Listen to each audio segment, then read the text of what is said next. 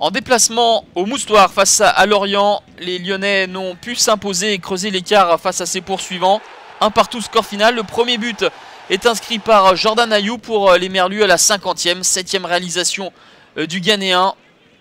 L'OL, longtemps dominé, va finir par réagir à 10 minutes de la fin grâce au troisième but de Clinton Edge. Un partout, l'OL conserve 2 points d'avance sur le PSG et l'OM. Pas de 12e victoire consécutive à domicile pour les Marseillais face à Reims. Ce sont les Champenois qui ouvrent la marque dès la 6e minute de jeu grâce à Nicolas Depréville qui suit la frappe de Prince Onyenge qui avait ricoché sur le poteau de Steve Mandanda. En deuxième période, l'OM va revenir au score avec le 6e but de la saison de Dimitri Payet.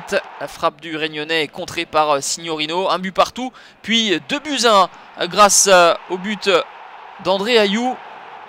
L'OM pense tenir sa victoire, mais à la 90e minute, c'est David Ngog qui remet les deux équipes à 2 buts partout.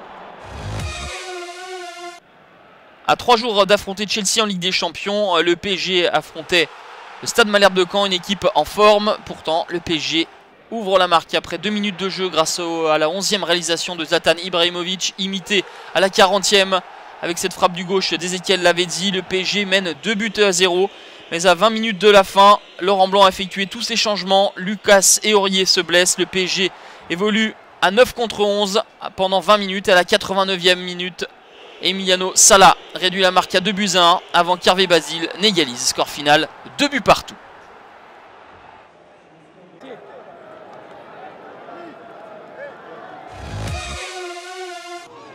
Bordeaux s'impose pour la 2e fois consécutive en disposant de Saint-Étienne.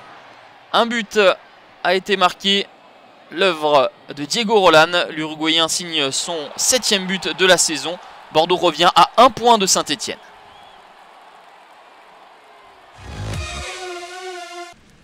En raison de fortes pluies qui se sont abattues sur Monaco, la rencontre entre l'ASM et Montpellier ne peut se disputer et sera reportée à une date ultérieure, comme le confirme le délégué de la rencontre. La décision a été prise de reporter le match à une date ultérieure. Cette date sera communiquée par la commission des compétitions de la LFP. 3e match nul consécutif sur le score de 0-0 pour l'OGC Nice en déplacement à Lille. Malgré une infériorité numérique, les Lillois se sont procuré les principales occasions. 0-0 entre les deux équipes. Nantes n'y arrive décidément pas en ce moment, au contraire des Bastiais en pleine forme qui s'imposent à la Beaujoire 2-0. Le premier était inscrit par Giovanni Sio, l'une des recrues hivernales du Sporting. Et à la 75e minute, les Corses vont doubler la mise par l'intermédiaire de leur Togolais Floyd Haïté, entré en jeu quelques minutes plus tôt, bien aidé par l'erreur de Rémi Rioux. En s'imposant de nouveau, l'En Avant Guingamp connaît son meilleur classement de la saison et monte à la 8e position grâce à ce succès 2-0 à Saint-Symphorien face à Metz. Le premier but est inscrit par Christophe Mandane, bien servi par Jérémy Pied. Jérémy Pied qui sera buteur juste avant la pause. L'En Avant Guingamp s'impose 2-0.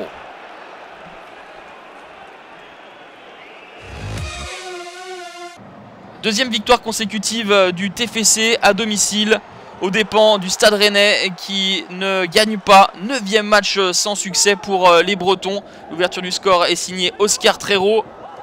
À la 84e minute, c'est Ola Toivonen qui remet les deux équipes à égalité. Et 2 minutes plus tard, sur ce ballon mal renvoyé par la défense rennaise, c'est Alexander Pezic qui donne la victoire aux Violets.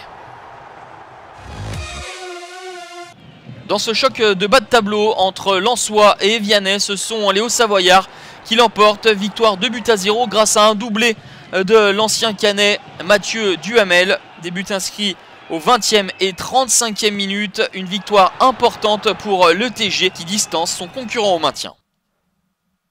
En 9 matchs, 20 buts ont été inscrits au terme de cette 25e journée. Les scores de 2 buts partout entre Marseille et Reims ainsi que le PSG face à Caen. Lyon partage les points au stade du Moustoir. Victoire de Guingamp à Metz.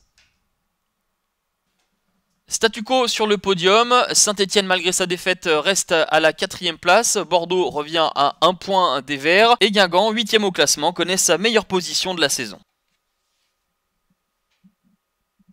En deuxième partie, bonne opération de Bastia qui remonte à la 13e position. Evian n'est plus très loin du trio à 28 points composé de Caen, Lorient et Toulouse. Ça devient compliqué pour Metz et Lens. La prochaine journée avec en ouverture le derby azuréen entre Nice et Monaco. Le lendemain, le PSG accueille Toulouse. Le leader lyonnais le dimanche accueillera le FC Nantes et en clôture le choc entre Saint-Etienne et Marseille.